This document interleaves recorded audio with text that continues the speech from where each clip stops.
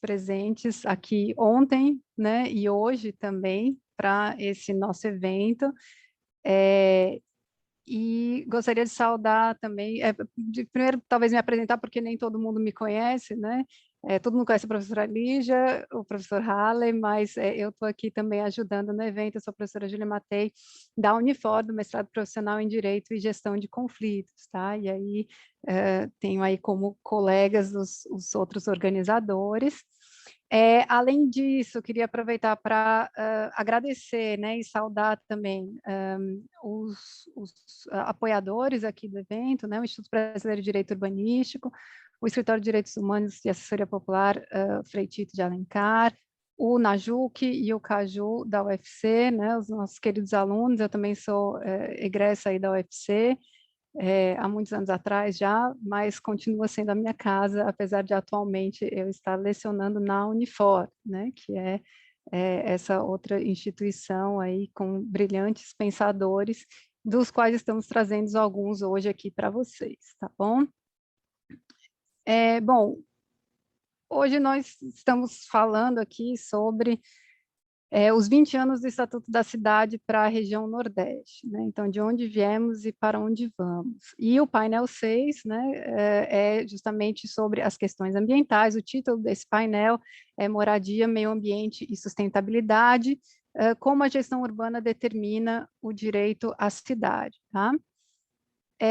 Bom, só algumas palavras, talvez, sobre o tema. Primeiro, eu queria parabenizar o Estatuto da Cidade, né, pelos seus 20 anos, esse instrumento aí tão bonito que nos foi trazido ou nos foi deixado aí pela Constituição Federal, né, de 88, foi feito bem um pouco de tempo depois, né, mas isso a gente releva. O fato é que ele está aí já faz 20 anos, e ele nos trouxe muitos avanços em termos urbanísticos, sem dúvidas, né, coroando aí a ideia da gestão democrática da cidade, né, a função social da propriedade, tão importante para nós. Hoje em dia a gente nem consegue, ou a gente mal consegue conceber algum tipo de propriedade que não tenha uma função social, né, mas isso era antigamente, né, como existia antigamente o regime. Então, e ele faz isso, traz aí essas ideias, né, colocando isso nesses instrumentos que eles nos disponibiliza, que foram trazidos aí, colocados por os painelistas, inclusive desse último painel, a quem eu já aproveito para saudar e agradecer pelos todos os conhecimentos, tá bom? Trazidos nessa primeira fala aqui da manhã. Bom, e depois desses 20 anos aí de luta por implementação, né, como foi abordado aqui em todos os painéis, o Estatuto da Cidade ainda impõe inúmeros desafios, principalmente para a região Nordeste, né, que é o foco desse seminário aqui, já que a gente tem realidades urbanísticas bem diferentes dos polos tradicionais do direito urbanístico, né, Sul, Sudeste, Centro-Oeste, né, mais ou menos. Então, a gente tem realidades diferentes que também precisam ou merecem ser analisadas, estudadas de uma forma diferente. Então, a ideia desse painel é trazer um componente importantíssimo da realidade urbana, que muitas vezes ainda é deixado de lado, então, que é a questão do meio ambiente natural. Aonde é que ele entra na formação da cidade, né? A cidade também é considerada um tipo de meio ambiente, né, que também tem que ser preservado. Então, daí o questionamento, né, introdutor aqui desse painel, né, como a gestão urbana, e aí, claro, incluído o meio ambiente natural, né, em área urbana, como ele informa o direito à cidade, né, e especificamente o direito à cidade sustentável, que é previsto lá no Estatuto da Cidade, inciso 1º, artigo 2º, né, que fala lá da garantia do direito a cidades sustentáveis, entendido como direito à terra urbana, então moradia, saneamento ambiental, infraestrutura urbana, transporte, serviços públicos, trabalho, lazer, para as presentes e futuras gerações. Então, o que acontece quando a gente tem um conflito, né, aparente aí, né, não posso deixar de dizer que é aparente, entre meio ambiente artificial, meio ambiente cultural, outros direitos fundamentais, com a preservação da natureza, né? A gente tem realmente garantida a chamada função socioambiental, ou mais adequada, uma forma mais adequada ainda de chamar, talvez, a função socioecológica da propriedade, né? E aí não só pensando em termos de propriedade, aquele pessoal rico, né, que tem propriedade, mas como a gente faz quando a gente tem moradias populares em áreas de risco ambiental. Então, Eu sempre brinco com os meus alunos que eu trago muito mais perguntas, na verdade, do que respostas, mas são os questionamentos que são a base aí do nosso desenvolvimento como humanidade, né? Então, pensando nesse contexto que eu apresentei aqui, a gente escolheu a dedo 4 panelistas muito queridos aqui por mim para apresentarem aqui suas palestras, tá? E antes de começar a apresentá-los, né, eu queria só reiterar a ideia das perguntas, tá? Que a gente vai estar recebendo perguntas pelo chat. Então, se a audiência tiver perguntas, pode perguntar ali no chat. O nosso monitor, o Ricardo, vai estar recolhendo e passando para mim, para eventualmente a gente tratar depois, ao final das falas dos 4 panelistas, tá certo? Bom, então eu queria apresentar o nosso primeiro panelista, que é o professor João Luiz Nogueira Matias, que é juiz federal e professor da Universidade Federal do Ceará e também do Centro Universitário 7 de Setembro. Professor João Luiz, o senhor tem a palavra.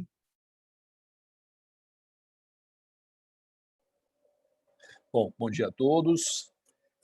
Primeiro eu queria agradecer à professora Júlia Matei, que me fez o convite, muito honroso, e todas as iniciativas que partem da professora Júlia. Se eu puder participar, eu participarei, porque são sempre temas interessantes e realmente ela tem uma densidade acadêmica que me motiva a participar de qualquer de suas iniciativas. Professora Lígia também, muito me honra participar desse evento com a sua participação, e professor Arley também. Então, agradeço aos 3 organizadores e aos demais que têm colaborado. Também gostaria de saudar o professor João Alfredo, o professor Renato Pequeno, o professor Alexandre Salles, os painelistas comigo nesse painel. Bom, então, muito me honra estar aqui, e a minha abordagem então vai focar no direito à moradia e novos parâmetros de governança. A perspectiva que tenho, e vou procurar cumprir o tempo à risca, professora Júlia. Então, a perspectiva que tenho é de que nós temos um déficit, claro, é notório, de acesso à moradia, de efetivação do direito à moradia. E quais são as razões desse aspecto, desse fato incontestável, que é o déficit que nós temos no acesso à moradia? Bom, estima-se que nós tínhamos em 2019, os últimos dados do IBGE, um déficit habitacional de aproximadamente 7 milhões de moradias e talvez 25 milhões de moradias não adequadas. É preciso destacar que esses dados podem ser contestados, porque, de acordo com a metodologia que se segue, a gente chega a número diferente, mas então a gente pode partir desse patamar. Nesse contexto, com o objetivo de atenuar esse déficit, a gente pode considerar uma governança que seja mais agressiva, que seja diferente, que procure, de fato, efetivar o direito à moradia, é o que pretendo aqui discutir. Mas esse déficit existe, e onde as políticas públicas de habitação têm falhado? Um primeiro aspecto que eu gostaria de abordar é a própria regulação, ou quadro jurídico que tem embasado essas políticas públicas. Vejam que, logo depois da Constituição, a gente teve um avanço substancial com a consolidação da ideia de função social da propriedade. É fato que passamos a ter um novo patamar para a compreensão do que é o direito à propriedade. Assim se prevê no artigo 5º, também no artigo 170. Mas, na hora que se vai detalhar o que é a função social, a gente percebe que a própria Constituição reproduz tensões políticas que não foram resolvidas na época da Constituinte. Então, acho que com o objetivo de concluir os trabalhos, esse conflito, essa tensão política foi simplesmente colocada na Constituição e mal resolvida. Nosso foco é a propriedade urbana, mas é preciso também destacar que a regulação é de propriedades. E no que se refere, por exemplo, à propriedade rural, há uma contradição flagrante nos artigos 184, 185 e 186, onde se conceitua o que é a função social, que imóvel atende à função social, e aquele que não atender, ele pode ser desapropriado. Logo depois se indica que aqueles que sejam produtivos, eles não serão desapropriados. E na hora que se detalha o que é atender a função social, se percebe que o aspecto produtivo é só um dos elementos. Então, o que acontece? Eu posso ter imóvel que descumpre a função social mesmo sendo produtivo, e ele não vai ser desapropriado.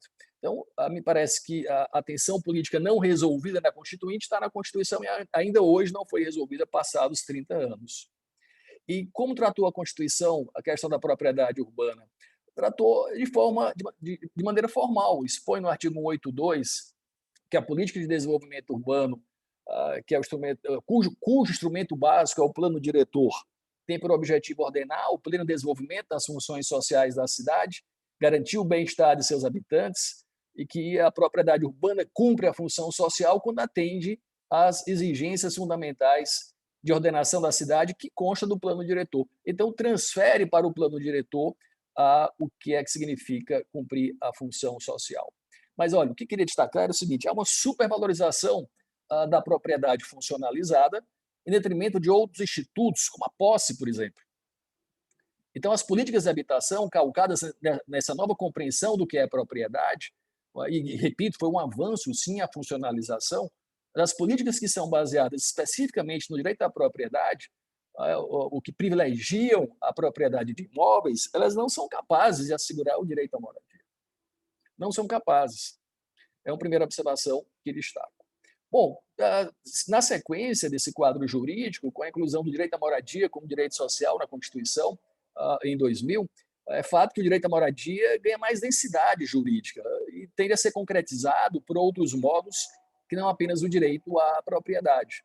Então, no Estatuto das Cidades, de 2001, como bem destacou a professora Júlia, completando 20 anos, no artigo 2º se estabelece que a política urbana tem por objeto ordenar o pleno desenvolvimento das funções sociais da cidade e da propriedade urbana, mediante algumas diretrizes, entre as quais ali se inclui a moradia, o direito à moradia, tanto para as atuais como para as futuras gerações.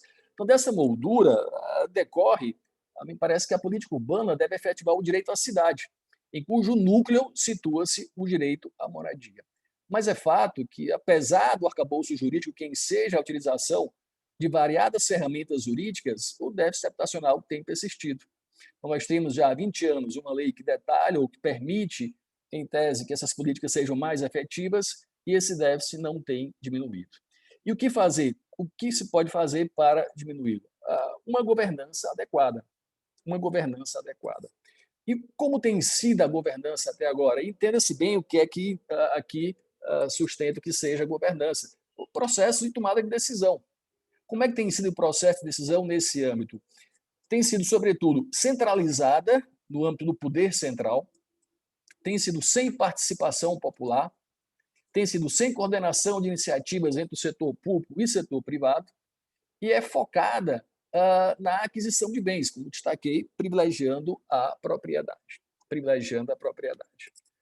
Bom, conflitos com a questão ambiental. Um primeiro ponto que também é se destacar, nesse âmbito, e após nós abordarmos esse aspecto, vamos entrar no que seria um novo parâmetro de governança, mas a questão com a matéria ambiental.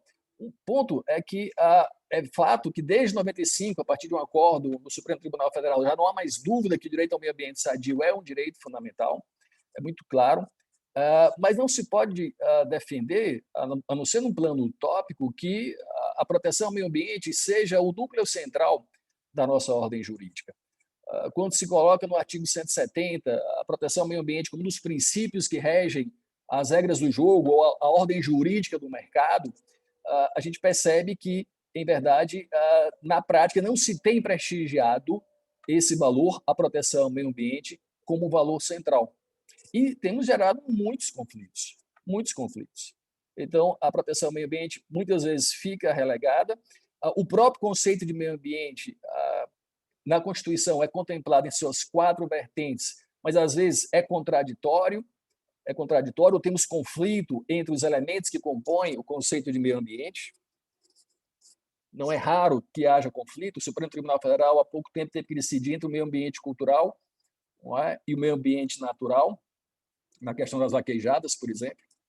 E, não raro, esses conflitos são bem acentuados e isso nos leva aqui a academia tem um papel central, principalmente na definição concreta de técnicas que possam permitir a resolução desses problemas práticos.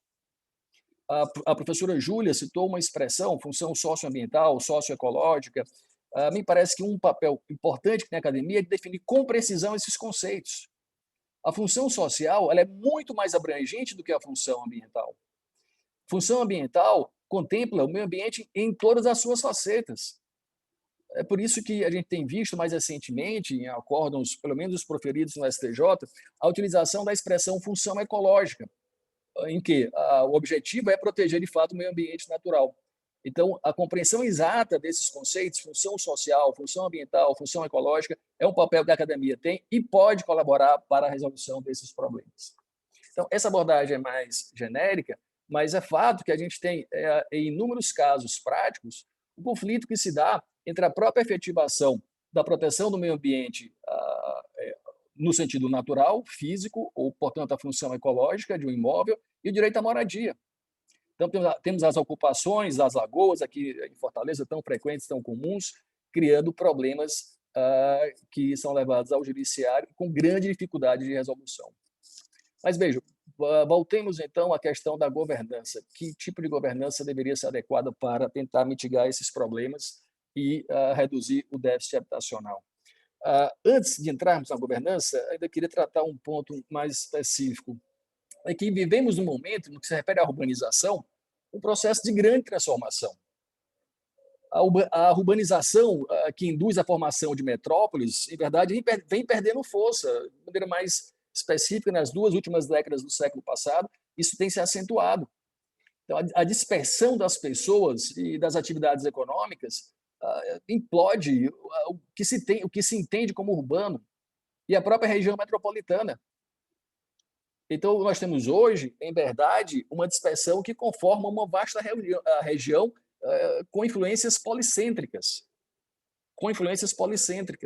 E me parece que os instrumentos hoje, o arcabouço jurídico que nós temos, que ainda não é efetivado, sequer contempla essa nova realidade.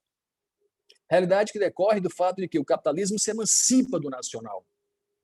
As empresas elas são globais. Isso reflete, de uma forma geral, na própria maneira da urbanização, dos aglomerados urbanos. Na verdade, surgem novas morfologias urbanas. O que é que se tem por urbano? O que é rural? E as manifestações do urbano no rural são tão frequentes. Isso não tem sido contemplado e a gente tem que pensar uma governança que permita a compreensão dessa realidade e a busca de soluções que delas não se afastem. Então, essa dispersão decorre desse fato. Hoje a gente vive uma nova realidade econômica em que a empresa, por exemplo, ela é global. A empresa não mais pode ser analisada ou percebida como um fenômeno que seja nacional. Me recordo sempre que trato dessa realidade e para mostrar como a globalização tem alterado os negócios novos têm surgido, o âmbito de aquisição de livros. Eu me recordo quando estava na USP, em São Paulo, frequentava sempre a livraria do seu Manuel, um português que tinha uma livraria de livros importados bem atrás da Faculdade de Direito, e somente ele importava esses livros. Chegava a um ponto em que ele tinha uma moeda própria. Isso era antes da União Europeia, então cada país tinha a sua moeda, e ele tinha a própria moeda dele, era o Lael, que a conversão sempre era favorável a ele. Na realidade de hoje, o seu Manuel não teria mais espaço. Por quê? Porque eu posso pedir direto à livraria Forense em Roma e chega na minha casa em 4 dias. Então, essa realidade, ela dispersa e permite que as pessoas se aglomerem de forma muito mais dispersa do que antes ocorria. Isso não está contemplado no nosso arcabouço jurídico, nos permite que eu tenha ferramentas que contemplem essa nova realidade. A metrópole, de regra, ela é concentrada, pode ser monocêntrica ou policêntrica. Tem uma tendência de crescimento populacional e tem uma densidade técnica também concentrada. Mas esse fenômeno novo, que alguns têm chamado de metropolização regional policêntrica, leva a uma desconcentração. Sempre é policêntrica. O núcleo central, a rigor, tem decréscimo populacional e há uma densidade técnica também dispersa, porque as pessoas podem viver onde queiram, como a gente tem visto, isso se acentuou na pandemia. É um fenômeno pré-pandemia que tem se acentuado com muito mais intensidade agora com a pandemia, como a gente tem visto as pessoas podendo exercer as suas atividades longe do seu local de trabalho e são levadas a novas formas de urbanização. Então, Professor, se o senhor pudesse encaminhar para o final. Pois não, estou chegando, professor. Por favor. Então, que novos parâmetros de governança são esses que se imagina? Repito, governança é tomada como um sistema de processo de tomada de decisão com o fim de alcançar objetivos pré-definidos.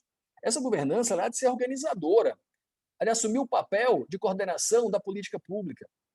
Tem que ser facilitadora, a fim de viabilizar a interação entre os diversos agentes sociais. Tem que ser fiscalizadora, acompanhando as práticas e aferindo a sua eficácia. E reguladora, tem que definir as regras gerais. Qual é o objetivo? É fomentar a participação, interagir com os demais agentes sociais, é construir planos de gestão e acordos setoriais de forma democrática e participativa. Vejam, uma gestão tem que ser democrática e participativa, com incentivo ao envolvimento da população em geral, de associações representativas dos diversos segmentos da comunidade na formulação das suas políticas, a execução e acompanhamento dos planos, programas e projetos tem que ser também democrática, há de se estipular a cooperação entre os governos, a iniciativa privada e demais setores da sociedade que estejam vinculados ao processo de urbanização. Essa governança deve assumir novas práticas de coordenação de atividades por meio de redes, parcerias e formas deliberativas. Por conclusão, impõe-se, portanto, a utilização de novas ferramentas, como, por exemplo, conselhos ou fóruns deliberativos, que contemplam a efetiva participação de todos os níveis de poder.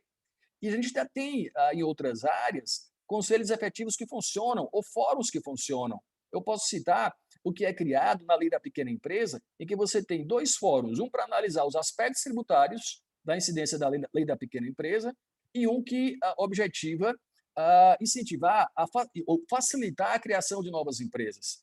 E esses fóruns têm, de fato, uma composição que contempla a sociedade civil e os 3 níveis de poder e tem funcionado. É uma lei que já foi criada com o germe da sua transformação, porque o que não funciona tem sido alterado por meio desses fóruns. Por que não implementar essa área tão fundamental que é a área das políticas urbanas? Então, além desses conselhos que contemplariam os 3 níveis de poder, também aponto que seria interessante conselhos deliberativos municipais democráticos, orçamentos participativos. Se a gente pegar na região metropolitana de São Paulo, composta por quase 40 municípios, a gente vai ver que tem algumas iniciativas de orçamento participativos. Mas, vejam, 39 municípios, 14 fizeram orçamentos participativos ao longo dos últimos 20 anos. E, no máximo, por 2 mandatos, por 2 gestões. Então, falta continuidade. E mais, eram orçamentos que contemplavam o seu município e não o contexto da região metropolitana e o que dizer agora dessas novas formas urbanas. Mas são iniciativas democráticas, que as pessoas possam dizer aonde o dinheiro deve ser alocado. Estou concluindo, professora. Por fim, audiências públicas poderiam ser propostas, mutirões e construção de moradias, e maior transparência nas políticas públicas, no controle dos efetivos resultados. Então, a mim parece que uma governança que contemple tais possibilidades teria a viabilidade de diminuir o déficit habitacional e transformar a realidade que hoje nós vivemos. Eu então encerro por aqui, acho que passei um pouquinho só, professora, agradeço a sua paciência. Claro, professor João Luiz, muito obrigada pelos ensinamentos, essa proposta nova, essa ideia, né, dessas especificações aí de um tipo de governança. É muito interessante, acho que vai se adequar muito, na verdade, com a fala do professor Alessander, que vem agora, então não vou me ater muito a comentar, vamos deixar para o final. Então, gostaria de apresentar já o nosso próximo palestrante, o professor Alessander Salles. O professor Alessander é procurador do MPF Ceará, do Ministério Público Federal do Ceará, e professor do mestrado profissional de Direito e Gestão de Conflitos da Unifor, entre outros. Professor Alessander, o senhor tem a palavra. Bem, bom dia a todos. Conseguem escutar? Tudo ok? Eu queria agradecer o convite, viu, que partiu da Júlia. Trabalhamos juntos no mestrado, né, Júlia? E, portanto, queria agradecer o convite para estar aqui hoje, debatendo um tema tão importante com pessoas tão qualificadas na temática. Entrei um pouquinho antes, pude ouvir muito as discussões com muita atenção anteriores e até tomei notas aqui de alguns pontos que têm relação com o que vou falar aqui rapidamente.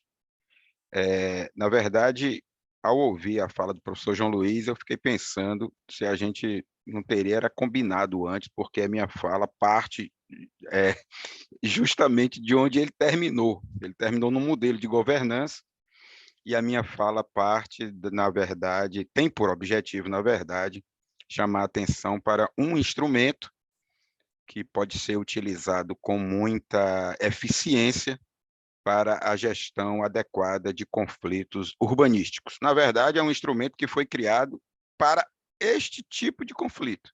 E aí depois se espalhou, se desenvolveu para outras conflituosidades que nós chamamos conflituosidades complexas, né? Mas eu queria, já coloquei o reloginho aqui para contar, viu, Júlia? Eu queria abordar alguns aspectos preliminares, embora rapidamente. Primeiro, eu queria... É claro que todos sabem do que eu vou falar, eu só vou colocar isso como premissas argumentativas para que eu possa desenvolver o restante do meu pensamento. Todos sabem que a urbanização é um fenômeno histórico, cultural, né, social, que gera significativos conflitos, né? Significativos conflitos. Está longe do processo de urbanização gerar consenso. Na verdade, pela sua própria natureza, ele gera conflitos, né? Conflitos. E ao gerar muitos conflitos, gera muitos conflitos complexos, e isso gera muitas disputas, formas diversificadas de disputa. Então, a marca do processo de urbanização do Brasil é um processo com macrocefalia, o que é inchamento, crescimento desordenado de grandes centros urbanos.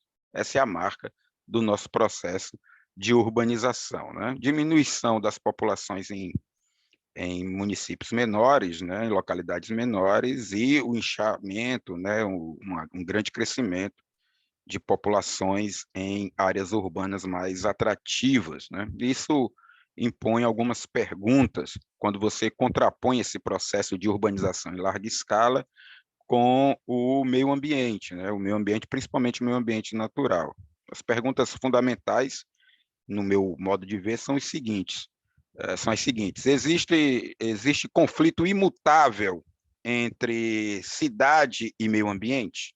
Esse conflito é imutável, ou seja, esse conflito ele não pode ser gerenciado de forma diferente do que vem acontecendo até hoje.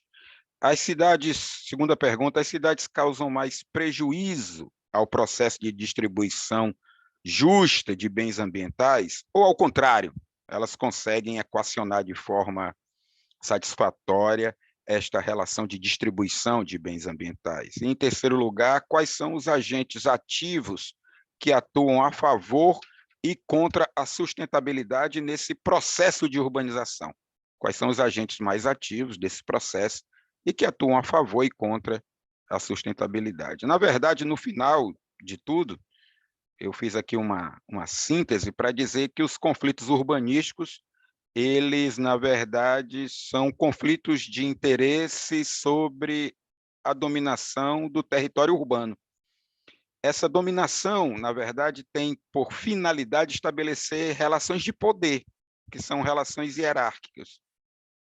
Para ditar, né, estabelecidas essas relações de poder, elas passam a ditar como esses bens cobiçados, né, ambientalmente cobiçados, são ocupados, como se dá a ocupação desses bens.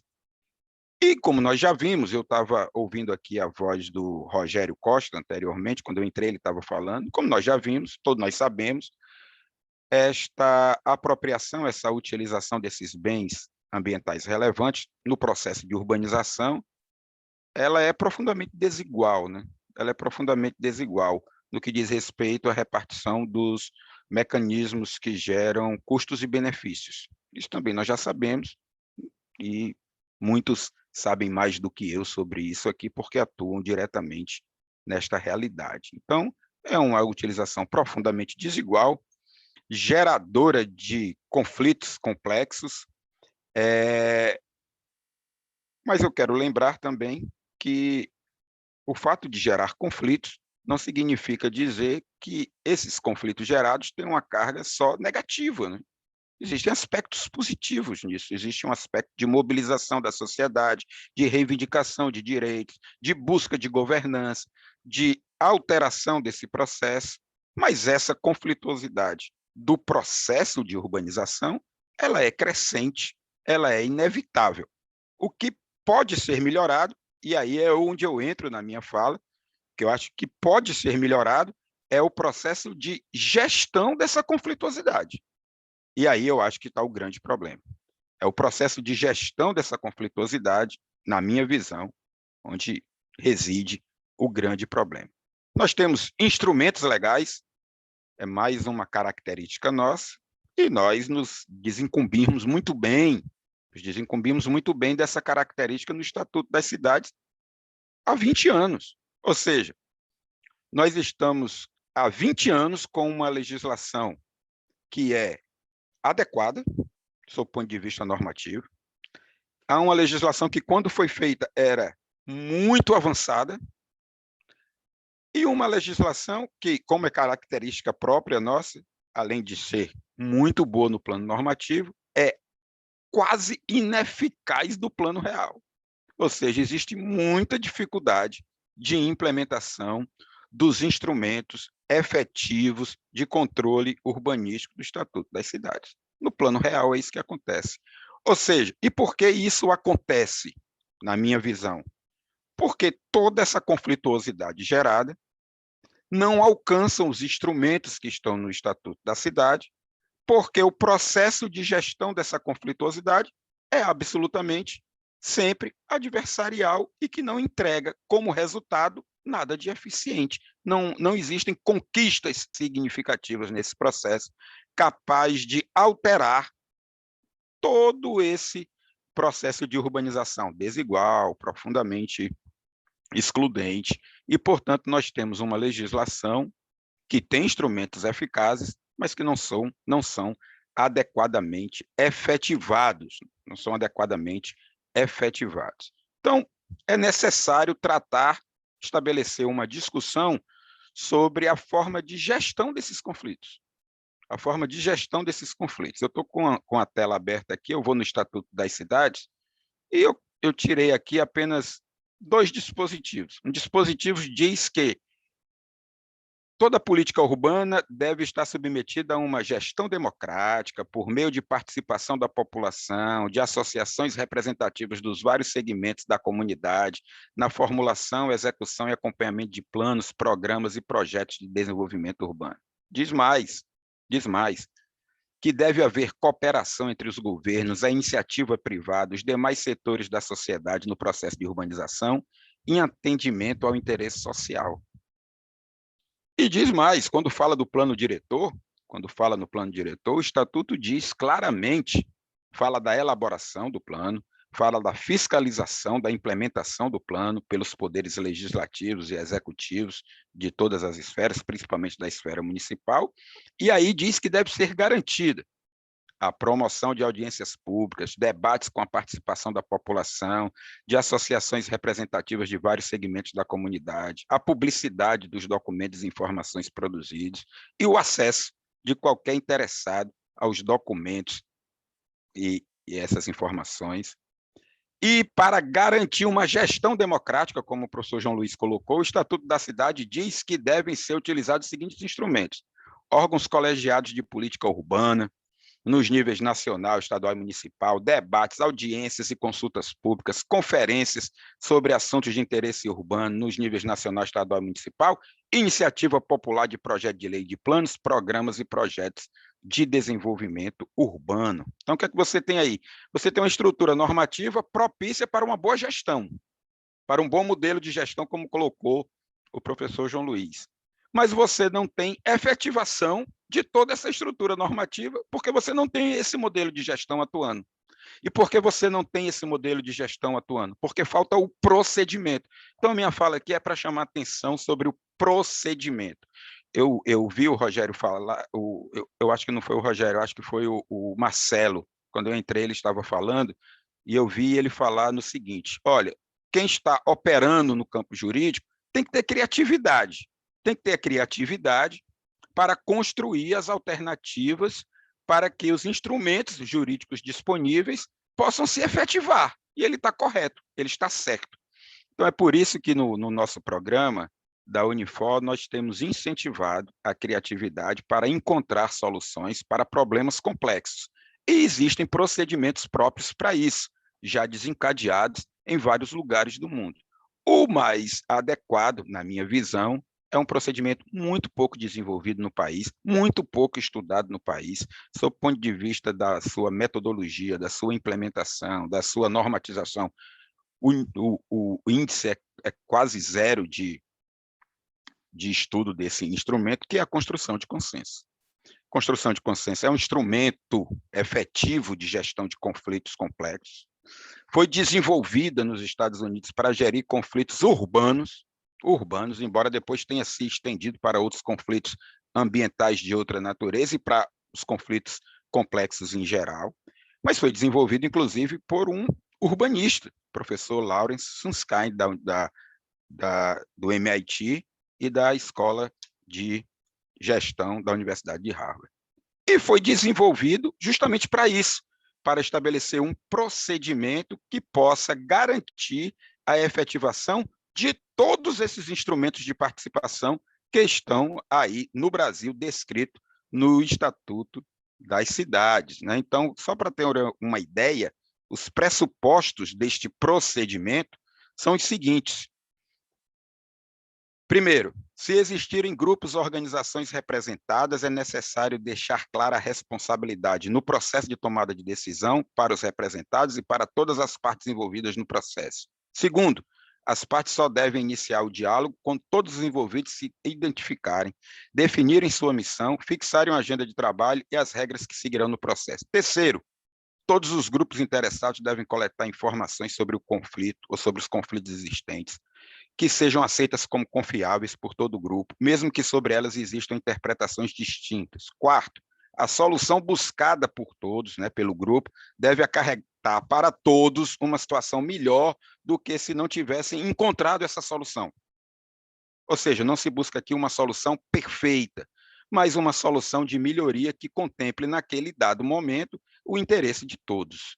Deve ser elaborado um esboço de acordo com os representantes, e isso deve ser levado aos seus representados, deve ser discutido, e a decisão deve ser tomada. E os grupos envolvidos não devem se preocupar não só com a solução, mas também com a implementação dessa solução durante o tempo. Então, na verdade, o que precisa, nesse modelo de governança, é um procedimento dessa natureza. Agora, o procedimento tem que ser permanente, e para ser permanente, ele tem que ser obrigatório, ele tem que ser incluído. A proposta que nós fazemos é que esse procedimento seja incluído no Estatuto das Cidades por alteração legislativa, obrigando que os entes que têm por dever legal conduzir a política urbana o façam de forma permanente, desenvolva esse instrumento e que isso seja condição, inclusive, para a alteração da política urbana, quando for alterar planos diretores ou planos urbanísticos, isso seja sempre desencadeado. Com essa alteração, você terá um procedimento. Tendo este procedimento, que é a construção de consenso, você terá como efetivar todas essas diretrizes do Estatuto das Cidades, que hoje absolutamente não saem do papel. A proposta legislativa é encaminhada, eu estou vendo aqui, viu, Júlia? Estou com 14 minutos, vou terminar. Na verdade, não saem do papel. Por quê? Porque essas medidas são encaminhadas no plano executivo para o plano legislativo, as alterações são feitas, o debate é colocado em segundo plano e, na verdade, nós ficamos aí sem um instrumento efetivo, sob o ponto de vista procedimental, para garantir que esses instrumentos sejam efetivos. Então, quero só dizer que é essa a linha de pesquisa que desenvolvemos lá no mestrado. Eu estou vendo aqui o João, nós desenvolvemos isso na prática, João Alfredo, juntos, quando nós desenvolvemos um fórum durante 2 anos para criar o Parque do Cocó, né? Você estava lá, Então, é aquele tipo de fórum que deve ser permanente para questões urbanas, que deve ser sempre desenvolvido para alterações urbanísticas significativas, implementando esses elementos do Estatuto das Cidades. Esse procedimento deve ser incluído no Estatuto das Cidades, e ele deve ser obrigatório para moldar, para ser desenvolvido sempre que necessário, quando for desencadeado um processo de alteração de parâmetro normativo na política urbanística de cada cidade. Então, essa é a proposta, é um instituto, como eu disse, ainda pouco estudado no Brasil, pouco efetivado, mas pondo em prática um pouco da nossa criatividade lá no mestrado, nós temos desenvolvido esse instrumento para várias situações. O caso de êxito, eu considero um caso exitoso, que foi a criação do Parque do Cocó através da implementação desse instrumento, que é o instrumento da construção de consensos. Então, era essa ideia que eu queria trazer, que se soma à ideia do professor João Luiz, de criar um sistema de governança. Eu acho que esse sistema de governança ele tem as suas diretrizes já no Estatuto da Cidade e precisa deste procedimento, incluir esse procedimento neste Estatuto para dar efetivação a essa principiologia do Estatuto, me parece que é fundamental, é a proposta que eu deixo aqui para reflexão. Obrigado pela atenção de todos. Júlia, muito obrigado. E eu estou aqui, eu devo dizer, né, Júlia, que em breve, talvez não fique até o final, todas as sextas-feiras, nós temos uma reunião do Comitê da Covid, né, para decidir sobre o regramento das regras, das normas de gestão da pandemia. Nós nos reunimos às sextas-feiras, basicamente entre 11 e 11h30 essa reunião começa. Se eu não estiver aqui até o final, eu justifico a minha ausência antecipada por conta disso. Represento o MPF lá. Mas eu pretendo ficar aqui até onde der e estou aí disponível para responder qualquer pergunta que for feita. Muito obrigado. Extrapolei 1 minuto e 38, viu, Júlia? Tudo bem, professor Alessandro. Te agradeço muito pela sua fala. Vamos torcer para dar certo aqui, terminar no tempo, para a gente ainda conseguir ter um tempinho para as considerações finais. Então, sem mais delongas, eu passo aqui a palavra para o professor Renato Pequeno. Professor Renato, o senhor está aí. O professor Renato Pequeno é coordenador do Laboratório de Estudos de Habitação, o LEHAB, e professor do Departamento de Arquitetura e Urbanismo da UFC, para quebrar aqui um pouco o juridicismo do painel. Professor Renato. Ok, bem, queria, antes de mais nada, agradecer, né, ao convite de estar aqui, convite feito pelo Harley inicialmente, pela Lígia, pela Júlia, né, uma oportunidade única da gente estar aqui participando desse evento, né, nessa mesa aqui, essa mesa virtual com os professores João Alfredo, Alexander, professor João Luiz, né, e a professora Júlia também, estou conhecendo hoje também.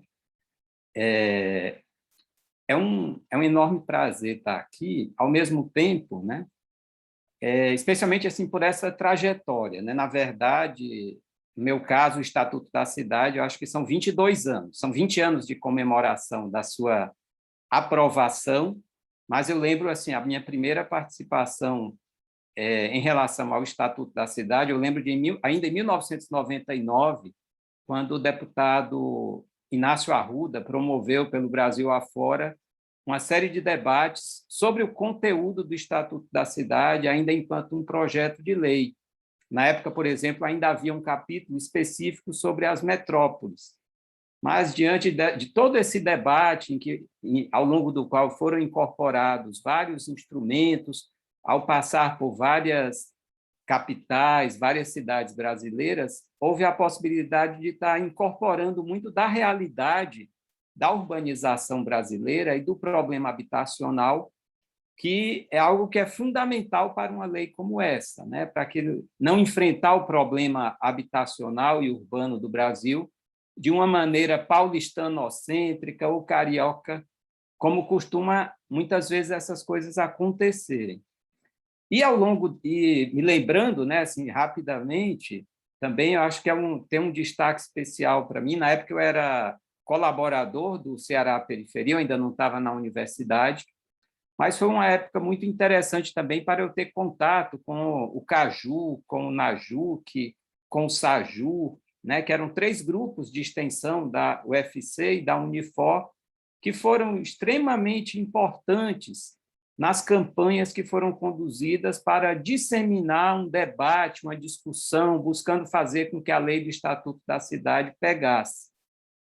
E, logo em seguida, né, a lei é aprovada em 2001, e a gente prosseguiu também promovendo essa discussão em Fortaleza em torno da primeira tentativa de revisão do Plano Diretor de Fortaleza, que se deu em 2002, que é um plano que foi, ao final, ele foi retirado da Câmara, houve um processo junto ao Ministério Público, foi um processo que foi conduzido pela Federação de Bairros e Favela de Fortaleza, e todo esse processo foi uma oportunidade muito legal para conhecer pessoas como a Valéria Pinheiro, a Maiara, o aniversariante do dia, o Henrique Frota, o Filomeno, o Rodrigo, né, a Gerlena, o Jairo Ponte, o Igor, Jaqueline. Então, foi uma experiência muito legal, até quando se deu o meu ingresso na UFC, e por trabalhar com a questão da moradia, acabou sendo um tema com o qual eu venho trabalhando desde o início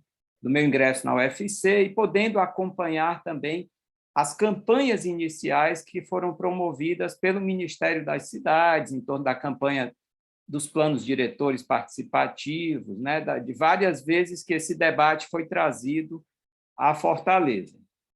Então, eu queria iniciar por aí e aproveitar também, assim, diante do tema, né, que está do tema do nosso painel, por não sendo não ter uma formação como advogado, né, mas como arquiteto urbanista, assim, nesse tipo de debate, a contribuição que a gente tem buscado trazer através dos trabalhos do LEAB tem sido sempre de buscar espacializar determinados temas, né, de aprofundar análises sobre as políticas públicas de desenvolvimento urbano e habitacional, buscando trazer uma cartografia desses processos. E, no caso, a gente vem trabalhando ao longo dos últimos, assim, desde o começo da pandemia, que a gente vem desenvolvendo um trabalho, né, uma pesquisa, na verdade, que se iniciou desde 2018, como uma pesquisa que nós fizemos de avaliação das ações do PAC Urbanização de Assentamentos Precários. A gente sabe que as políticas de habitação, desde o governo federal, elas foram unificadas, as várias ações que existiam de urbanização de favela, do início do Ministério da Cidade, elas foram unificadas em torno do PAC, e as de provisão habitacional foram unificadas em torno do programa Minha Casa Minha Vida. As ações de favela, elas tinham sido muito pouco trabalhadas, muito pouco avaliadas. E 2018, 2019, dentro do Observatório das Metrópoles, nós desenvolvemos uma pesquisa que foi para investigar o que tinham sido essas ações. Na verdade, aqui em Fortaleza, nós tivemos 1,2 bilhão de reais investidos em urbanização de favela, atingindo a 111 comunidades, atingindo, muitas vezes a gente tem receio de usar o termo beneficiando, quando se fala de um projeto de urbanização, especialmente em favela, é melhor dizer atingindo, porque nem sempre é um impacto positivo, né? Então, foram mais de 50 mil famílias atingidas e dessas 18 mil com unidades habitacionais, né? Então, mais de 30% das famílias atingidas por esses projetos de maneira que tenham sido removidas. E, muitas vezes, essa forma de atendimento, essa forma de atuação, ela não vem trazendo benefícios, é um deslocamento que é dos mais traumáticos.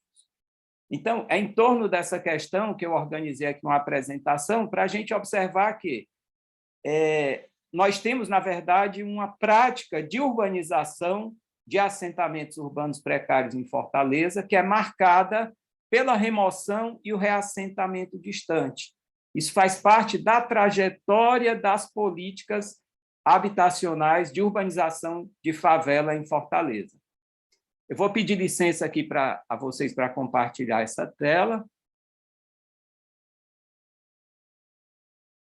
Deixa eu achar aqui.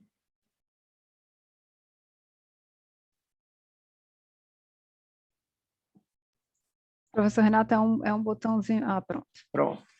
Tá. Já está compartilhando? Sim. Então, pronto. Então, eu vou tentar aqui seguir o... Está passando? Tá. Então, a ideia é trazer aqui para vocês, tentar ser bastante breve, né? Uma análise sobre a favela, o processo de favelização como forma de moradia precária, como alvo de política pública habitacional e como território de conflitos fundiários, né? E buscar também caracterizar os processos de urbanização de favela em seus diferentes ciclos. A gente consegue reconhecer na política habitacional de Fortaleza diferentes ciclos, né? Assim, considerando especialmente a municipalização da política habitacional, mas evidenciando que há uma recorrente opção pela remoção e reassentamento periférico e quase sempre o descaso relativo à regularização fundiária. Pensando numa mesa, né, aqui que a gente está falando de questão da moradia e a questão ambiental, eu acho importante trazer essa imagem aqui, que são 4 levantamentos feitos, mapeamentos de favelas feitos em Fortaleza desde 1973 até 2012, esse 2011 aí está errado, né? Que a gente vê, é um processo explosivo, né? Um processo acelerado, a gente chega, hoje em dia, a ter mais de 1 milhão de pessoas em Fortaleza vivendo em assentamentos urbanos precários. Isso corresponde a mais de 40% da população de Fortaleza. Isso eu estou olhando aqui para esse último mapinha no quadrante inferior direito, onde vive 41% da população de Fortaleza em 11% do território. E dá para a gente compreender também, a partir do olhar para esse mapa, para esses mapas, que esse processo ele se deu seguindo os rios de Fortaleza, né? Assim, é um processo que avança em direção às periferias de Fortaleza, ocupando margens de lagoas, ocupando as margens de rio, muitas vezes se configurando como um conflito ambiental, expandindo cada vez mais a questão das áreas de risco em Fortaleza. Mas, vendo progressivamente esses mapas, né, esse processo de favelização e tentando entender a lógica das políticas de habitação voltadas para a favela, a gente pode ver em 4 momentos, né, que essa política ela foi se dando, ela se inicia na década de 70 com um programa chamado Programa de Desfavelamento de Fortaleza, que já tratava as favelas em Fortaleza de diferentes maneiras. Nesse mapa à esquerda, né, a gente tem essa área que está marcada em azul, que são as favelas tidas para serem removidas. As outras poderiam elas sofreriam apenas melhorias.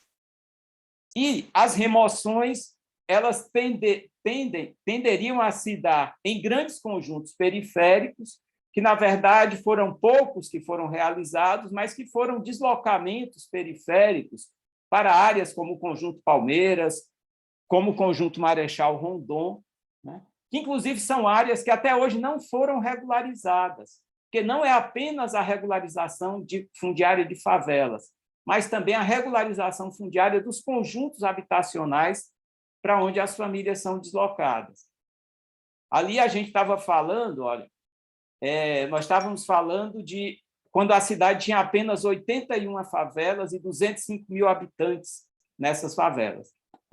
Na década seguinte, quando é criado a PROAFA, o Programa de Atendimento a Favelas na região metropolitana de Fortaleza, com recursos do Promorá, assim, quando o BNH estava apagando as suas luzes, né, que esse programa ele foi criado, né, ele passa, inicial, assim, uma coisa que é importante, ele é um programa que ele traz critérios na escolha das favelas que vão ser urbanizadas, ele traz diferentes possibilidades de atuação, desde uma urbanização sem remoção, como aconteceu no Campo do América, uma urbanização com relocação na mesma área, como aconteceu nas quadras do Santa Cecília, e outras que foram promovendo reassentamentos distantes, como se deu na direção do Conjunto João Paulo II, tá? Ou nas proximidades, ambos atendendo, na época, a comunidade do Lagamar, né? Que é uma comunidade que até hoje não foi também regularizada. E aí a gente vem também com as ações da Coab, né? Assim, quando o BNH é extinto e toda a questão da moradia em favelas ela é repassada à Coab e, em termos de Brasil, para a Caixa Econômica, com a criação do programa Promoradia, a gente teve em Fortaleza 2 tipos de ação. Uma que eram ações de melhoria, era como se a gente estivesse retomando o que aconteceu na década de 70, quando se tinha ações de melhoria, pequenas intervenções em uma grande parte de favelas em Fortaleza, muitas vezes associadas a pequenos mutirões, assim, uma prática extremamente clientelista, gerando um processo de coronelismo urbano. Mas, por outro lado, nessa área que está marcada aí nos mapas em azul, que eram ações estratégicas do governo de remoção em áreas mais valorizadas, remoção em áreas de interesse turístico, remoções em áreas de interesse do mercado. E nessa mesma década, a gente chega ao problema das áreas de risco, né? Quando Fortaleza, na época, tinha 355 favelas, tinha mais de 500 mil pessoas vivendo em favelas, mas havia o problema das áreas de risco que ganhou o maior impacto na mídia. Era assim, em torno dessa questão havia uma maior pressão por parte dos movimentos sociais, por parte das ONGs, das entidades, e, na época, houve a criação do Fórum das Áreas de Risco, houve também uma ação realizada pelo Ceará Periferia, junto com a Caritas, numa comunidade do Bom Sucesso, no sentido de criar um projeto demonstrativo de como atuar nas áreas de risco, não apenas nas áreas de risco, mas também em favelas, que viesse a pensar na sua urbanização e, em caso de remoção, que se desse nas proximidades. Essa ação, ela acabou... Renato, licença, só para avisar que o senhor tem um minutinho aí para concluir, tá então bom? Vou correr aqui. E as Obrigada. ações a resposta que se teve por parte da prefeitura foi essas ações elas foram incorporadas. A prefeitura, desde então, deixa de lado o processo de favelização de Fortaleza e o grande tema de enfrentamento passa a ser as áreas de risco. Como a gente vai ter na gestão seguinte, né, quando grande parte das ações que vão ser realizadas pelo Habitafor, quando ele é criado para realmente a fundação inicialmente para implementar o programa de urbanização, um processo de municipalização das políticas habitacionais em Fortaleza, ele vai criar uma série de ações, mas em muitas delas focando nas áreas de risco com uma diferenciação, que seria para algumas o reassentamento nas proximidades, para outras um reassentamento distante. Ao final dessa gestão é feito um novo levantamento de favelas em Fortaleza, que nos assusta com os números quando ele é revelado, que ele vai apontar mais de 1 milhão de pessoas vivendo em assentamentos urbanos precários, são mais de 800 áreas, e que isso vai pautar também a gestão seguinte, né, a mais recente, esse último ciclo que acontece, quando nós vamos ter, na verdade, tão somente a realização das ações de urbanização através do programa de urbanização, programa de aceleração do crescimento, né, que foi contratado, algumas obras foram contratadas tanto pela Habitafor como pelo governo do Estado, através da Secretaria das Cidades, e, nessa mesma época, desde a aprovação do plano diretor, que foi criado um processo de regulamentação das EIs com a realização dos PIRFs. Né? E o que a gente vê como resultado de todo esse processo, considerando o montante de famílias vivendo em áreas de favela, em total insegurança de posse, a gente vê no fechamento da última gestão um relatório de gestão que aponta que houve, durante todo esse período, 14 mil regularizações fundiárias.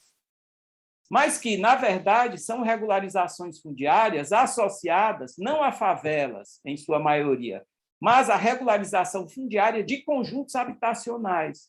Porque essa é uma questão que faz com que eu possa dizer, aqui concluindo, que há muito pouco a comemorar em Fortaleza, se a gente for pensar em termos de processo de regularização fundiária, em termos de implementação e regulamentação de ZEIs, né? Assim, foram feitos os PIFs, mas o resultado dos PIFs, ao meu ver, são pífios, considerando as condições de implementação do que está posto lá.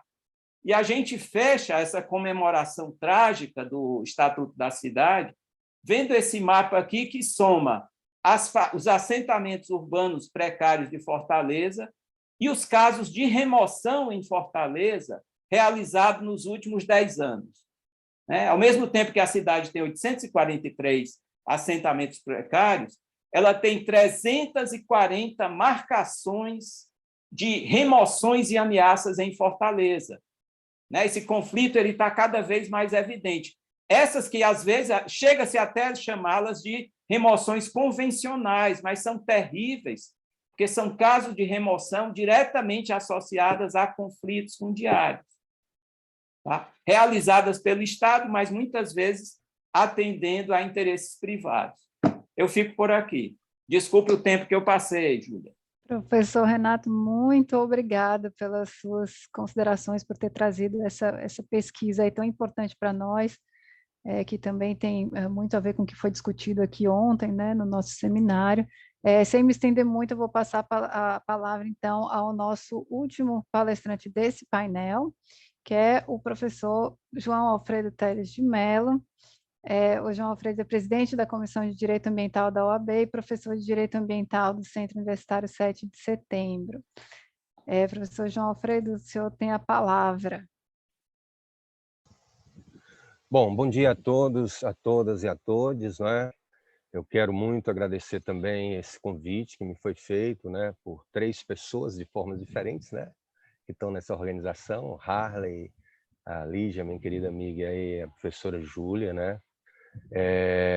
Dizer que estou muito feliz de estar num painel que tem colegas e amigos, né?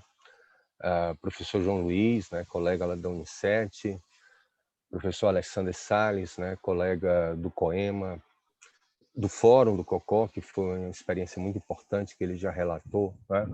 E da torcida do Fortaleza, que também é um dado importante, né, para a gente colocar nessa hora. Eu sei que o João Luiz é ferroviário, né? E a gente já assistiu um jogo junto, né? E o nosso querido Renato Pequeno, né, que é um grande articulador e pesquisador na área da moradia em Fortaleza e no Brasil, e é sempre chamado, né, nesse debate da moradia por conta da atuação do LEAB, que é uma atuação fundamental na cidade de Fortaleza, né? Queria também aproveitar e dar os parabéns para o Henrique Botelho Frota, né, meu amigo, e que trabalhou comigo no primeiro mandato meu de vereador aqui. Acho que vamos comemorar juntos e juntas esse aniversário. Antes de fazer aqui uma breve apresentação, né, eu acompanhei o final, quer dizer, uma parte do último painel, né, e ouvi o Rogério falar, ele também reafirma aqui no chat, exatamente, também pesquisei aqui no chat, o fato de que nós temos tem pouca aplicação do plano diretor de Fortaleza no que concerne à questão daquilo que foi uma conquista importante do Estatuto da Cidade e que foi regulamentado também no nosso plano diretor, foi disciplinado no nosso plano diretor, que é a questão da moradia, especialmente, né, a questão das zonas especiais de interesse social e a questão da regularização fundiária, né? Eu diria que tem um outro aspecto também importante, né, que tem na Lei Complementar 62 de 2009, que é o nosso plano diretor, que também tem tido pouca aplicação, né, e que é a questão vinculada ao meio ambiente, né? Eu, recentemente, além de professor de Direito Ambiental, já sou professor há 15 anos, eu estou ministrando há 2 semestres, vou entrar no 3º semestre de Direito Urbanístico, né? E lógico que a gente tem a oportunidade de revisitar várias vezes, inclusive, o nosso plano diretor, né? E o nosso plano diretor participativo, assim chamado, né? O Renato fez um pequeno histórico, né? Ele tem uma visão socioambiental muito forte, né? Eu lembro dos debates, João Luiz, que a gente teve lá no Instituto de Direito do Planeta Verde, né? A função ambiental, a função socioambiental e a função ecológica da propriedade, né? Se a gente vai à Constituição, ela fala em função social, né? Assim também o Estatuto da Cidade. E o nosso plano diretor, ele trabalha com a ideia permanente, né, em vários dispositivos, tá certo? De uma função socioambiental da cidade e de uma função socioambiental da propriedade, né? E aí essa questão, vamos dizer, dentro dessas concepções já apresentadas de governança pelo professor João Luiz e de mediação pelo professor Alexander, um tema importante que eu quis fazer um recorte, eu vou ver se eu consigo compartilhar, é o tema da sabiaguaba, né? É um tema que alguns de nós estudamos, né? Porque, na verdade, ali você tem exatamente essa junção, né? Esse encontro da questão ambiental com a questão da moradia, né? É muito forte isso. E há um conflito latente importante, né? Que é a tentativa, né? Que nós conseguimos sustar mediante a atuação do Ministério Público Estadual, né? Já que a Prefeitura acatou a recomendação, né? De um grande projeto de loteamento de luxo, né? Na APA da Sabiaguaba, na área de proteção da Sabiaguaba, né?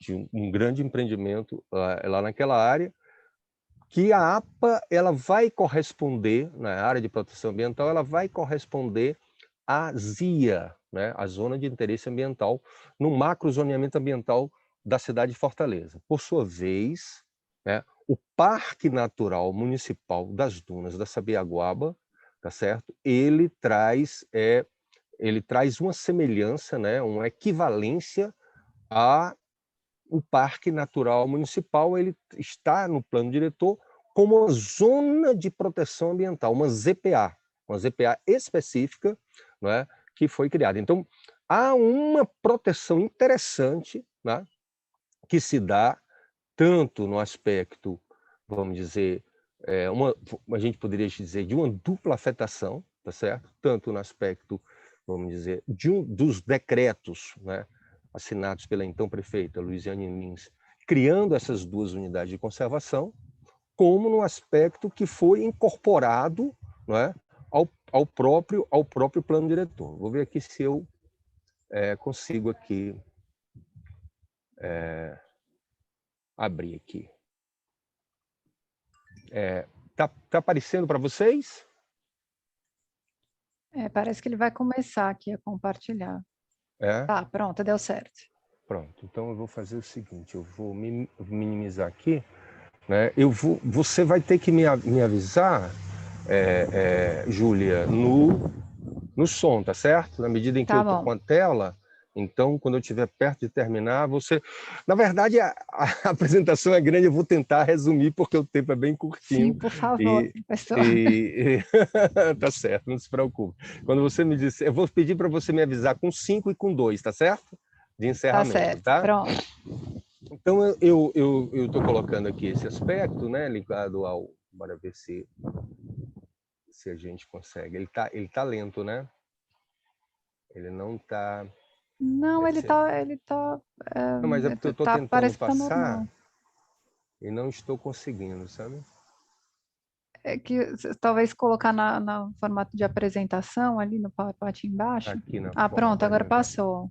Passou, né? Então vamos ver aqui. Isso. Pronto, então vamos ver aqui. Na verdade, eu vou passar um pouco mais rápido, eu vou tentar passar um pouco mais rápido nessa parte mais de apresentação, tá certo? E, bom, aqui, essa foto aqui é uma aula de campo, né? pré-pandemia, né, com meus alunos de direito ambiental, sobre a área que eu considero a área mais bonita da cidade de Fortaleza, né? Ali você tem a junção de dunas móveis, um cordão belíssimo, né?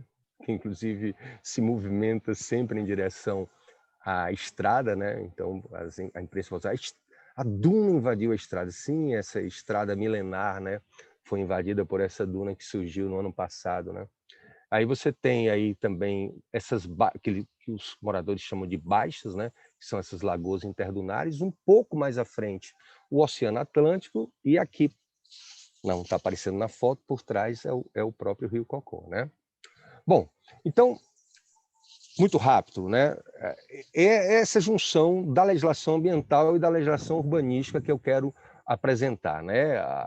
A própria Lei 9985 de 2000, que criou o Sistema Nacional de Unidade de Conservação da Natureza, né? As chamadas UCs, né?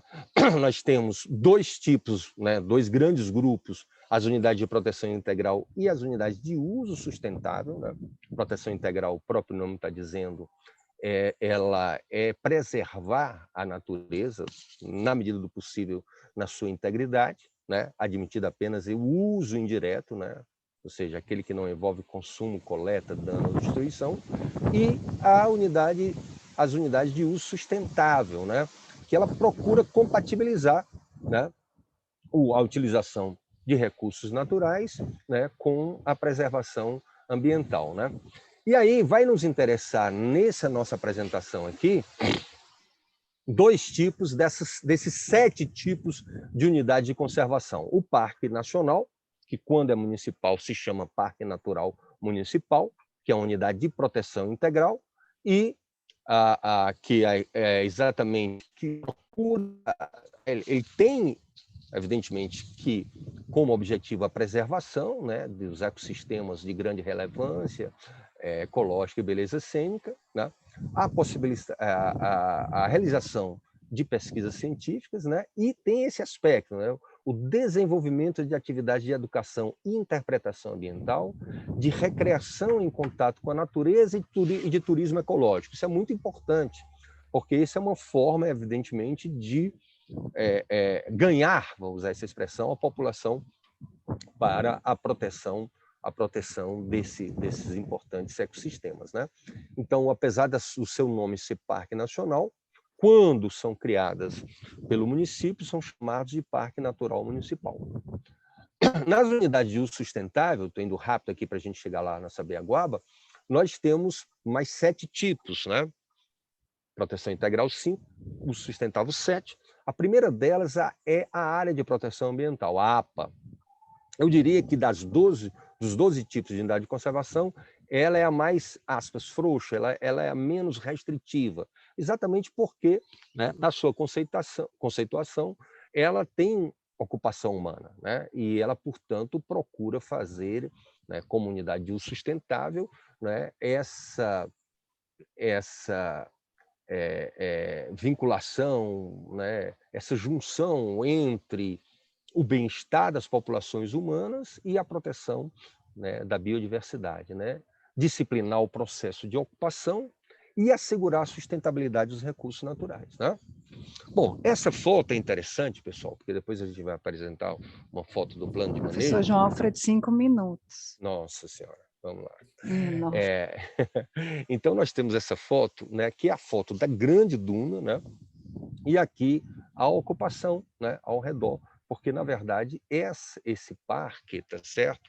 Ele foi criado dentro de uma perspectiva que pudesse ter a proteção integral e o seu uso sustentável. Não vai dar para abordar essas questões socioambientais do plano diretor participativo de Fortaleza, né? Mas era só para mostrar para vocês como essa visão socioambiental está presente no plano diretor, né? Inclusive como ações estratégicas do plano diretor, a criação de unidades de conservação, tanto de proteção integral como de uso sustentável, compatíveis, né, com a lei do Sistema Nacional de Unidade de Conservação. Tá? E o plano diretor, como eu falei, no seu zoneamento ambiental, tem a macrozona de proteção ambiental, dentre as quais 3 tipos diferentes, 2 nos interessam mais de perto, a Zona de Preservação Ambiental, a ZPA, e a Zona de Interesse Ambiental, a ZIA. Né?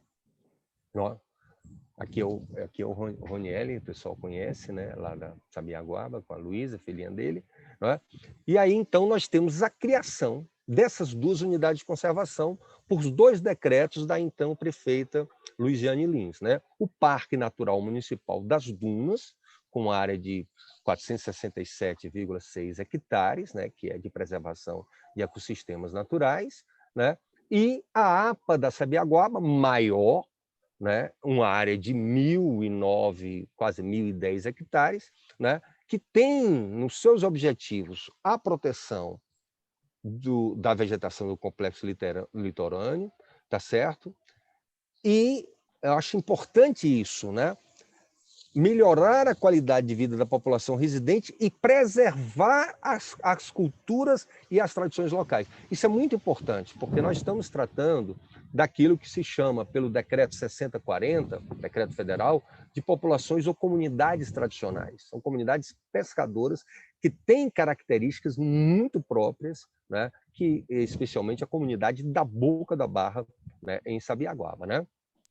Bom, Professor aqui é João Alfredo, interessante. 2 minutinhos. Vamos Para o correr senhor aqui. terminar, Vamos ok? acelerar aqui.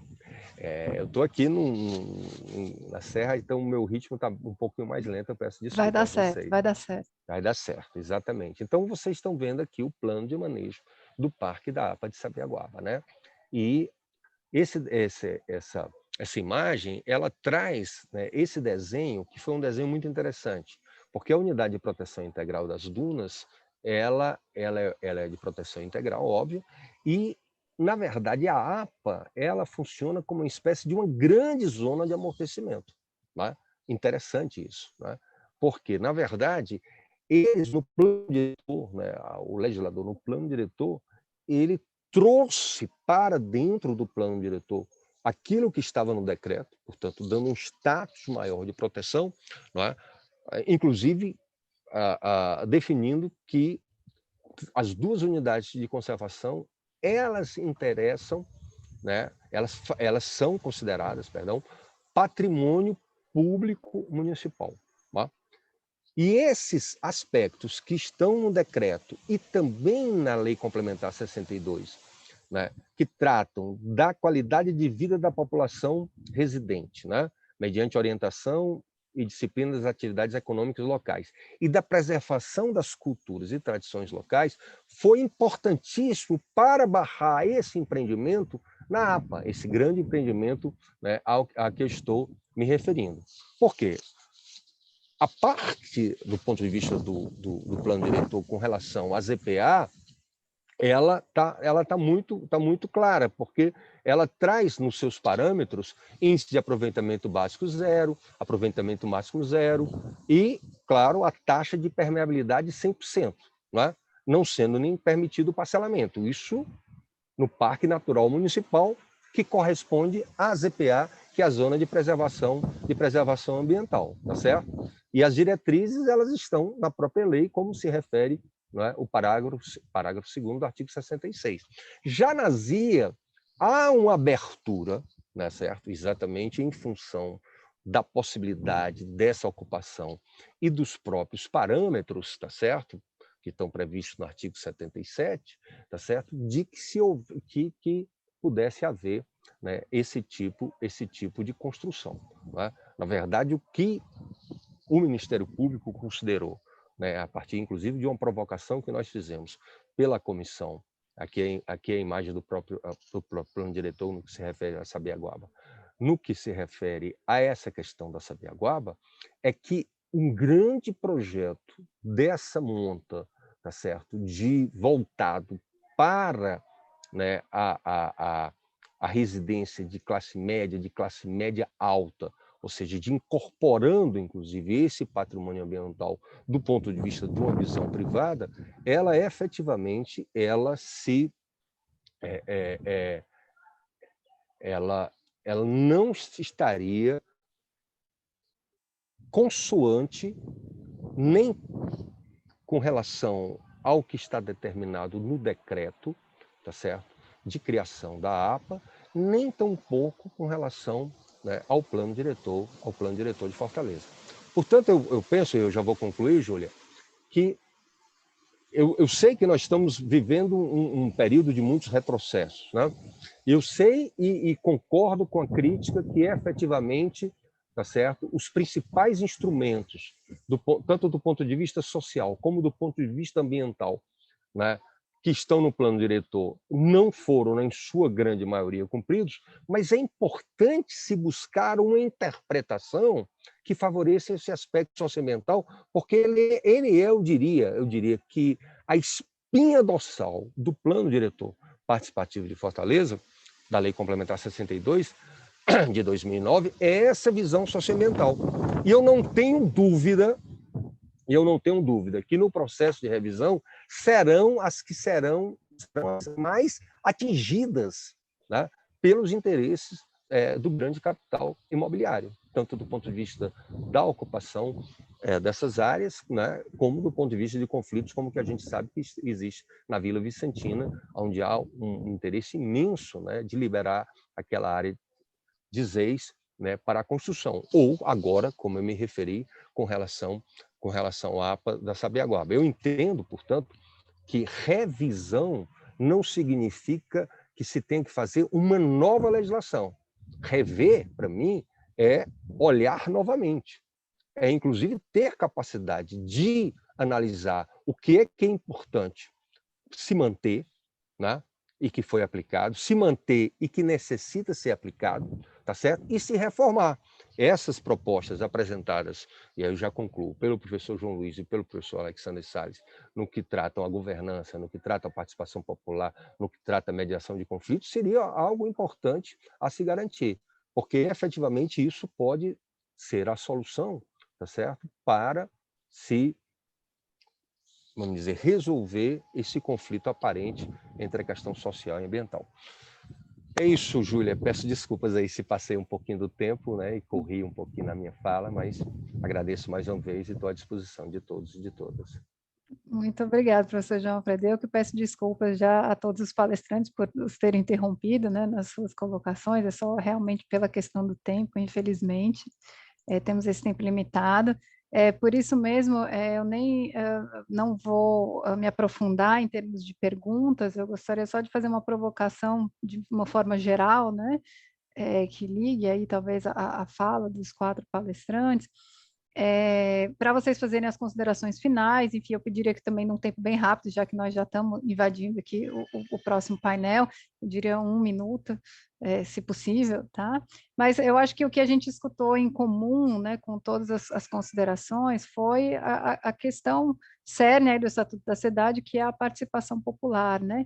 Então, talvez se vocês pudessem só aprofundar ou falar 1 ou 2 palavras, de forma bem sucinta, sobre como trazer, né, a população para dentro desse sistema de governança, para dentro da questão da construção de consenso, professor Alessandro, do professor Renato, da questão dos assentamentos precários, como incluí-los ali, né, dentro dessa discussão, né, de como manejar direito, como fazer a coisa direito. O professor João Alfredo também no caso da Sabiaguaba, que é um pouco diferente, né, que não é uma população mais humilde, é uma população mais elitizada, né, mas como trazer a população interessada ali dentro, né, da questão da Sabiaguaba para dentro desse debate. Então, professor João Luiz, eu pediria para o senhor começar. Perdão, Oi, Júlia. desculpa, fala.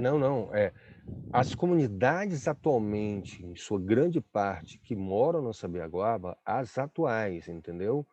Que elas vão sair, né? Não, veja, essas comunidades, tá certo? Elas não são elitizadas, entendeu? Não, sim, com certeza. Sim, não, porque, na verdade, há, claro, grandes residências lá, e há essa intenção, efetivamente, de ocupar a área da APA, tá certo? Inclusive, tendo a garantia da proteção das 2 grandes unidades de conservação de proteção integral, que é o Parque do Cocó e o Parque das Dunas, tá certo? Por loteamentos. Esse loteamento da BDL lá, ele pode ser, vamos dizer, um primeiro pé do capital imobiliário para, inclusive, desvirtuar essa característica tão própria da Sabiaguaba, que tem pescadores, que tem pessoas que vivem da horta Claro. e tudo mais, tá certo? Só para a Claro, não, gente entendi. Eu acho que deixar claro isso eu aí. formulei de forma errada. Eu estava pensando já nos possíveis futuros loteamentos, enfim, de uma Não, área vamos pensar tão... nisso não, vamos impedir. Não vamos nem falar, né? Porque senão atrai. Tá bom, professor João Luiz, então, por favor, suas considerações finais. Professora Júlia, obrigado. Bom, acho que houve consenso que, de fato, quando se fala em novos parâmetros de governança, o que se quer é que se aplique o que é previsto na legislação já. A gente já tem todo um desenho jurídico e, em verdade, a gente tem a não aplicação desses instrumentos. Eu tenho refletido, Júlia, já há algum tempo sobre como fazer essa alteração. Esperar pelo poder público, na verdade, não é um bom caminho. Como aqui apontou o professor João Alfredo, em verdade, na área política, o que se pode esperar é talvez algum retrocesso com a modificação do plano diretor. Então, o que eu tenho pensado é que a gente pode tentar aproximar a academia, por meio de projetos de extensão, para uma atuação mais incisiva, uma atuação que permita, de fato, exigir a maior transparência nesses projetos e maior participação. O professor Zé Rubens Morato Leite tem umas iniciativas bem interessantes. Então, ele entra como amicus curiae em processos que têm interesse. Agora tem feito um trabalho muito interessante na questão da preservação da Lagoa da Conceição, lá em Florianópolis. Então, acho que a saída hoje seria aproximar a academia por meio de projetos de extensão que sejam efetivamente vinculados a essa pauta. Então, buscando mais transparência e participação. Então, era isso, professor. Obrigado. Te agradeço demais, professor João Luiz, pela sua participação aqui tão rica em ensinamentos. Professor Alessander, um minutinho aí antes do senhor sair. Não estamos ouvindo, ou eu não estou ouvindo, pelo menos. Não.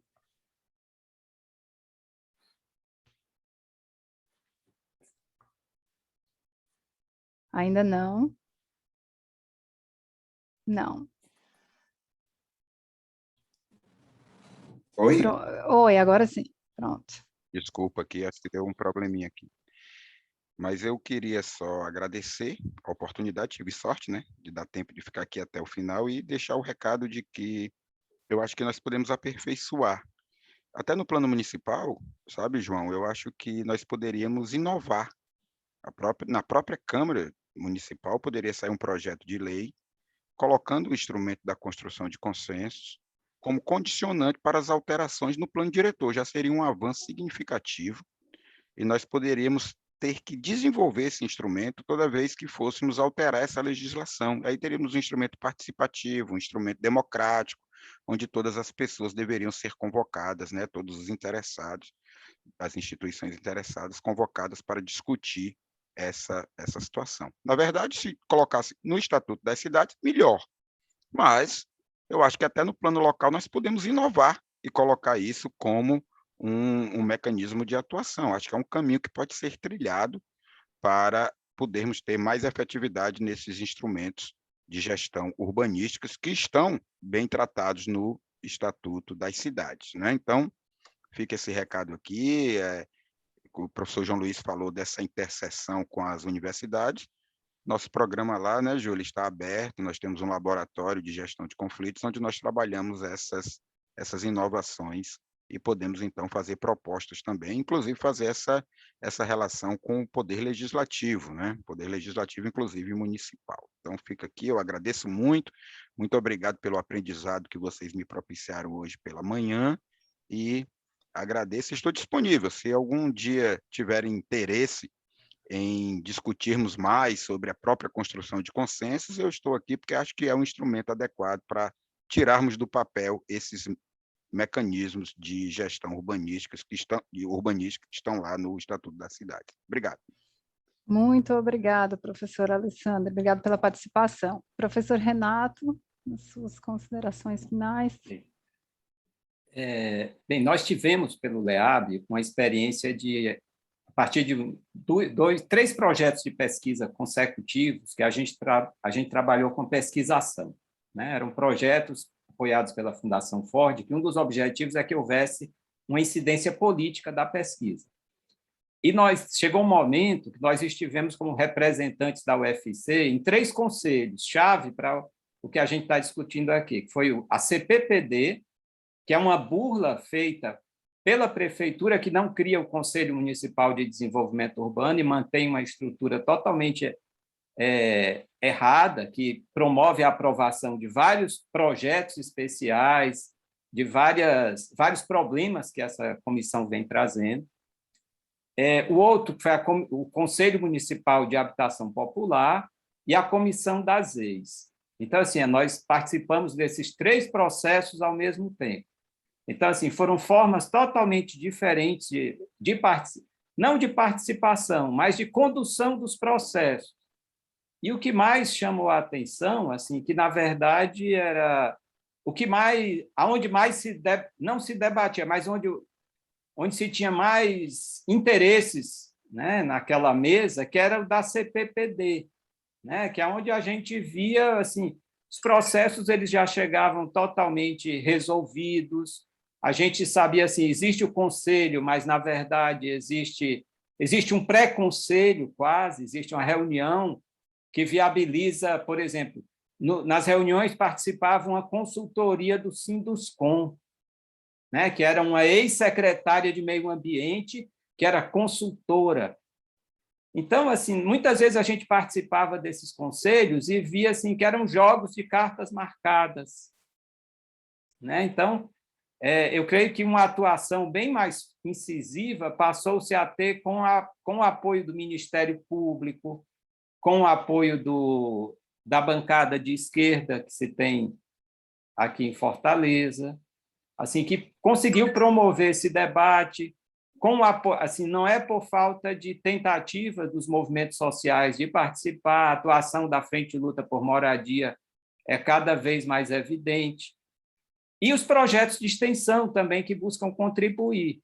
Mas a questão é que são debates que você chega lá, que são 21 votos e 18 já estão pré-definidos. Assim, quem precisa haver um olhar especial para a composição desses conselhos, na forma como eles são montados, as entidades que participam, um conselho que tem entidades do movimento popular ainda de 1995, desde então nunca houve renovação. Então, são situações bem problemáticas que eu acho que precisa haver um debate também em torno da composição dos conselhos. E, mais uma vez, agradeço aqui a oportunidade, tá, de estar participando aqui desse debate, que hajam novos debates dessa natureza. Mais uma vez, parabéns aí à Júlia, ao Harley, à Lígia, tá, pela organização do evento. Muito obrigada, professor Renato, pelas suas considerações. Agradeço também a participação aqui no nosso painel. Professor João Alfredo, então, aí mais um minutinho para as suas considerações finais. Obrigado, Júlia. Obrigado a você, obrigado a Lígia, obrigado ao Harley da organização. Muito obrigado também aos colegas da mesa, Alexander, João Luiz e Renato. Muito boas as apresentações e acho que a gente está sempre aprendendo, né, quando a gente participa de um debate. E na medida em que temos muitos participantes aqui do campo popular, de pesquisadores nessa área, eu acho que nós temos um desafio de nos preparar para essa revisão do plano diretor. Tá? Eu acho que é um negócio pesado, a gente viu uma minuta que andou aparecendo por ali, depois disseram que não era aquilo, né? Mas a gente já viu o que é que está sendo apontado, né? A gente tem condições de fazer um levantamento do que é importante de se manter, a gente tem condição de avaliar, né, a aplicação desses instrumentos, né, especialmente das EIs e das zonas de proteção ambiental, como tem sido a sua implantação ou não implantação, ou implantação, né, incompleta, né? Isso tudo é importante num processo de revisão. E acho que a gente tem um processo de resistência, né? Uma cidade que realmente, não vou falar aqui só sobre a questão da Sabiaguaba, né? Eu falei desse loteamento, tem um outro processo que está acontecendo lá em Sabiaguaba, que também é uma certa gentrificação ecológica, entre aspas, tá entendendo? Claro que tem que botar muitas aspas nisso tudo, que é a remoção das barracas dos nativos, tá certo? Para a construção de barracas num esquema de estrutura empresarial, né? No começo eles são convidados a participar, mas eu não sei se eles terão condições de, à frente, tá certo, manter, né, as suas atividades, que são atividades bem antigas, né, que eles desenvolvem ali naquela região. Então, é um processo constante, a gente sabe disso, né? E aí eu acho que um debate como esse, né, porque a gente está falando do Estatuto da Cidade, mas o Estatuto da Cidade ele se concretiza no plano diretor, né? Ele traz as linhas gerais, né? Ele traz esses instrumentos, mas eles vão aparecer, né, na prática mesmo no plano diretor, né? E foi um processo interessante quem acompanhou a elaboração do plano diretor. Claro, contraditório, conflituoso e tudo mais, mas assim, do ponto de vista do resultado, eu diria como que foi, né, falado, se eu não me engano, o professor João Luiz, né? Muitas vezes se avança, acho que também o professor Alessandro falou, muito na legislação, enquanto que a aplicação ela tem um déficit imenso, principalmente quando a aplicação são de instrumentos que estão voltados para a questão do direito ambiental, do direito urbanístico, do ponto de vista dos interesses chamados socioambientais. Então é isso. Obrigado pelo convite, né? Parabéns aí pelo evento e parabéns aí pela mediação. Júlia, um abraço para todo mundo. Muito obrigada, professor João Alfredo. Então, mais uma vez agradecendo aqui a fala de todos os painelistas, muitos conhecimentos aí adquiridos, né, nessa manhã. Sem mais delongas, que já estamos aqui atrasados, eu passo. Então, encerro aqui esse painel. Muito feliz, muito satisfeita com os resultados e as proposições aqui dos professores. E passo aqui para o nosso próximo painel, painel 7, último, né? Também com brilhantes painelistas e que vai ser moderado pelo meu colega Lucas Gereissati. Não teremos intervalo em razão do tempo, ele já vai começar, então fiquem aqui para mais discussões. Muito obrigada, pessoal.